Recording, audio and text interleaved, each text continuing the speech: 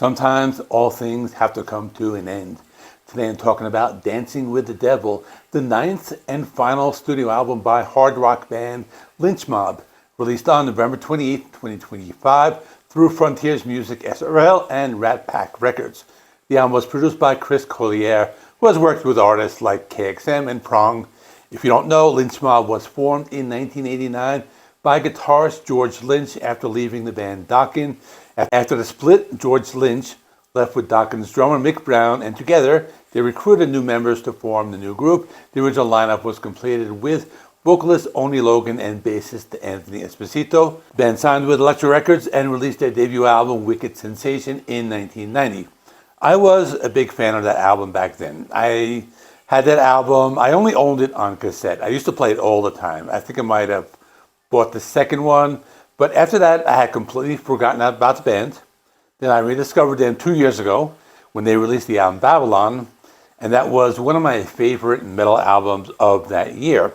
But now they released their final album, and according to my research, George Lynch considers this album his magnum opus and swan song, marking the final studio chapter for the band. The album consists of 10 primary tracks with an additional bonus track in certain editions, but I'll talk about that one as well. But first, let me talk about the lineup. First is George Lynch. I don't need to say much about him. We know he was in Dokken and this band, but he's been and is in so many different projects, including supergroups, including KXM with Doug Pinnick of King's X and Ray Luzier of Korn, The End Machine, and Sweet and Lynch with Michael Sweet. He is a very busy guy. On vocals is Gabriel Colón. He is a Puerto Rican singer with a wide vocal range. Before joining Lynch Mob, he performed with many other hard rock bands, including Fast Taker, Gothic Knights, and others. On bass is Jaron Gulino. He's a New Jersey-born bassist with an extensive background in various rock bands, and he's the current bassist of Philadelphia-based hard rock band Heaven's Age. On drums is Jimmy DeAnda.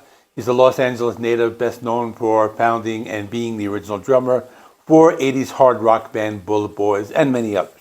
Let me talk about the songs now. Album opens with Dancing with the Devil.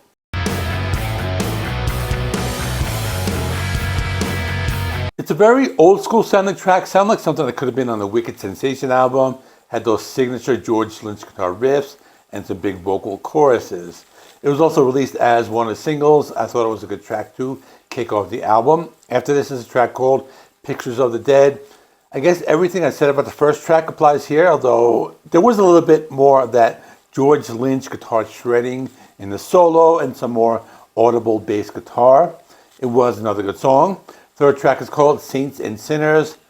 This might not be the most original song title, but it was another good track. I could hear a little bit more of a bite in the guitar sound, but at the same time, it was one of the catchier tracks on the album. It was also the other single that was released, which is probably why I thought it was catchy, because I had listened to it a few times before the album was released. But so far, the first three tracks were all strong tracks that reminded me of their early years. Then they got to the fourth song called Lift Up Your Soul. This one was a little more laid back. It had a late 80s bluesy feel that many of the hard rock and glam metal bands were playing back then. The song had a big chorus. It had a lot of melody. There was a part in the song where there was some vocal harmonies and some funky guitar work. It kind of reminded me of a Nuno Betancourt kind of style. And the next song is called Love and Denial. This one also reminded me of the band Extreme for some reason. It had that funky type of guitar sound, but another good track with big vocals. The song made me think it was going to be a power ballad, but it was a hard rocker. And now we're at the middle of the album, and I think this album takes a turning point right about here as they start to go in a few different directions. The next song is called Machine Bone. It's a harder rocker. It has a lot of attitude. One of the heavier tracks kind of reminds me of Skid Row when they got heavier on their second album, Slave to the Grind. The song had a lot of crunch in the guitar, lots of attitude in the vocals. And the next song is called Follow Me Down. It was a little different. It had that alternative or King's X type of sound, which is understandable as George Lynch was in a band with Doug Pinnick of said band back in the day. But now things start to get like very weird. The next track is called Golden Mirror. It's an instrumental. It's a very alternative rock type of song. Sounds like something you'll hear from either Unplugged Alice in Chains or something from the band Days of the New. Has acoustic guitars, bongo drums. Very different for this type of band, but me as a fan of acoustic rock and grunge, I liked it a lot. After this is Sea of Stones. Another one has more of that gloomy and alternative vibe. It says vocals reminded me of Alice in Chains again. Maybe something from the Facelift album. The bass guitar sounds really good on this track. And it's the last official track. And I say that because there's a bonus track after this. But the last official track is called The Stranger. Another song that seems to follow that pattern of putting the gloomier and darker alternative sounding tracks on the end of the album. Although this one was a little closer to their core sound. It's a slower track. I don't mean slow in terms of being a power ballad. It's more of a darker hard rock song. And there's a bonus track called Broken Lines. This sounded more like the classic Lynch Mob of the late 90s or 80s or 90s, whenever it came out. But it's a very like hard rock sound, the signature George Lynch guitar riffs. It kind of brings back the classic sound after a few of the more experimental tracks on the second half of the album. It's also the longest track in the album at over 6 minutes, so there's kind of like a whole like jam session in the middle of the song and lots of riffs, lots of solos. And I actually like that last song pretty good. But in conclusion, it was a very good album. It closes a chapter in the band's career.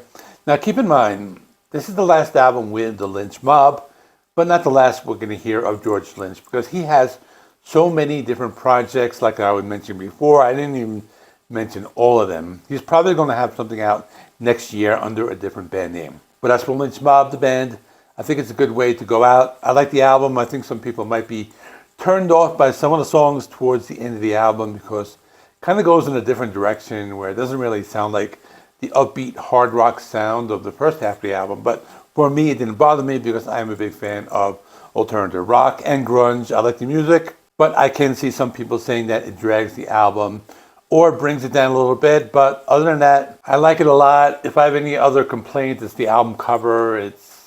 I don't know, it kind of looks rushed or something they just did by paying a freelance graphic artist or something like that. I don't know. I think the cover could have been better, but that's just me. But my final score is going to be 8 out of 10. It's a solid album. I haven't listened to the other albums other than the first two and this new one and the one before it, Babylon. Someday I will do a deep dive in the others. In the meantime, check out my review of Babylon, which I reviewed 2 years ago. I'm going to stick that right there. Thanks for watching.